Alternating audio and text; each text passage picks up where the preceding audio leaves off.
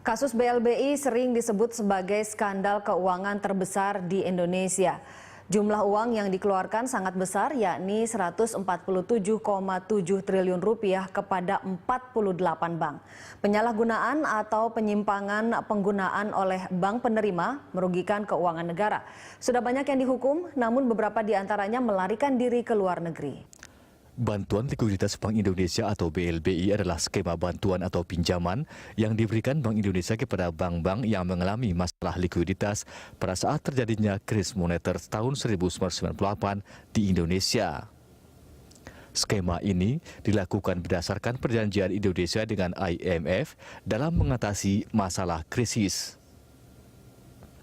Pada bulan Desember tahun 1998, Bank Indonesia telah menyalurkan BLBI sebesar 147,7 triliun rupiah kepada 48 bank. Hasil audit Badan Pemeriksa Keuangan atau BPK dari 144,5 triliun rupiah dana BLBI yang dikucurkan kepada 48 bank umum nasional, 138,4 triliun rupiah dinyatakan berpotensi merugikan negara. Dana-dana tersebut kurang jelas penggunaannya, juga terdapat penyimpangan dalam penyaluran maupun penggunaan dana BLBI yang dilakukan pemegang saham baik secara langsung atau tidak langsung melalui grup bank tersebut.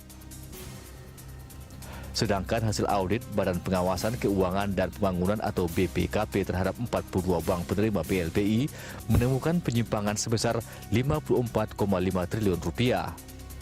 Sebanyak 5,3,4 triliun rupiah merupakan penyimpangan berindikasi korupsi dan tindak pidana perbankan. Upaya menyeret para pelaku korupsi dana BLBI sampai saat ini masih terbentur kendala penegakan hukum.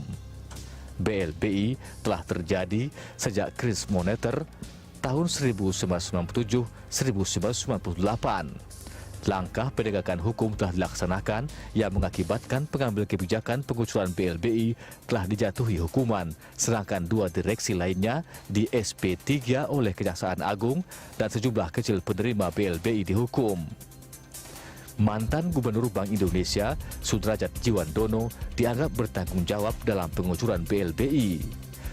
Tersangka dari Bank Indonesia adalah para direkturnya, Hendro Budianto, Paul Sutopo, dan Heru Supraptomo, dan masing-masing telah divonis 3 tahun, 2,5 tahun, dan 3 tahun penjara. Dari pihak penerima BLBI, beberapa debitur yang diproses secara hukum, dan ada yang kasusnya dihentikan oleh pihak Kejaksaan Agung dengan alasan tidak cukup bukti adanya perbuatan korupsi. Beberapa nama lainnya melarikan diri sebelum kasusnya disidangkan. Tim Liputan, Berita 1.